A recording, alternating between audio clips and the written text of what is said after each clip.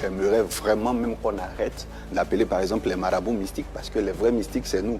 Et tout ce qu'ils font, c'est vraiment du plagiat de ce que Christ nous demande de faire. Alors, le bonheur d'avoir un prophète sur le plateau, c'est que généralement, en plus du titre de prophète ou d'homme de Dieu que vous avez, il y a généralement des pseudos qui les accompagnent. Le vôtre, c'est Daddy Mystica. Qu'est-ce que cela signifie? Mystica, c'est mystique. Le mot mystique, c'est l'attribut des chrétiens à l'origine. Donc, dans l'étymologie même du mot chrétien, on n'appelait pas les chrétiens mystiques à 100%, chrétiens à 100%. Avant le Moyen-Âge, on les appelait moustiques.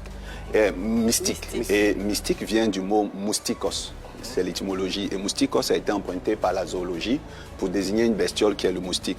Moustikos vient de buveur de sang. Donc, c'était au départ péjoratif, hein, on se moquait des chrétiens. On ne se moquait pas.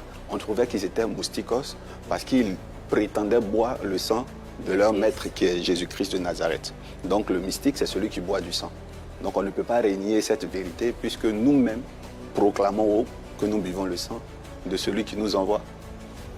Quel paradoxe. Ah, franchement, ouais, justement, c'est... D'accord. On est dans un monde où c'est très susceptible. Quand un prophète s'invite dans le showbiz, spécialement, qu'est-ce que vous faites de ce fait-là qui peut ternir un peu votre image et qui fait beaucoup jaser? Si.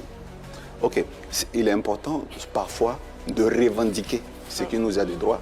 Aujourd'hui, on parle de plagiat, il y a des artistes qui, dès qu'ils voient qu'il y a une chanson qui leur appartient, ils font des vidéos, ils réclament. Moi, je réclame l'identité de mystique. J'aimerais vraiment même qu'on arrête d'appeler, par exemple, les marabouts mystiques, parce que les vrais mystiques, c'est nous. Et tout ce qu'ils font, c'est vraiment du plagiat de ce que Christ nous demande de faire. En quel sens? Véritablement, est-ce qu'on peut avoir des exemples pratiques pour mieux comprendre? Ok, il y en a tellement, une pléiade. Je devais citer que ce que j'ai pris comme introduction. Okay. Jésus-Christ, il vient, il incarne Dieu. Oui. Et quand il incarne Dieu, il a des pratiques. Prenons le cas de la multiplication des pains. Bon, ça ne s'éloigne pas des brouteurs qui multiplient l'argent. Et regardez aussi la manifestation du comportemental de Christ autour de cette multiplication d'argent. Il dit à ses disciples, maintenant que tout le monde a mangé, ramasser les pains et que rien ne reste à terre. Pourtant, quand tu prends l'argent du broutage, tu dois le finir le même jour. Il y avait du pain qui quittait du ciel, qu'on appelle la manne.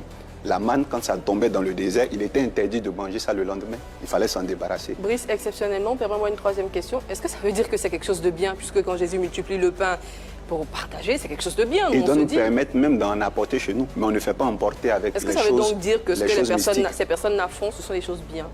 Puisqu'elles s'inspirent de Dieu, plus que vous dites. C'est pour ça que Jésus dit que la pierre que les bâtisseurs ont rejetée devrait devenir la principale de l'homme. Il n'est pas contre le baptiste, il est contre le fait que la gloire ne lui revienne pas.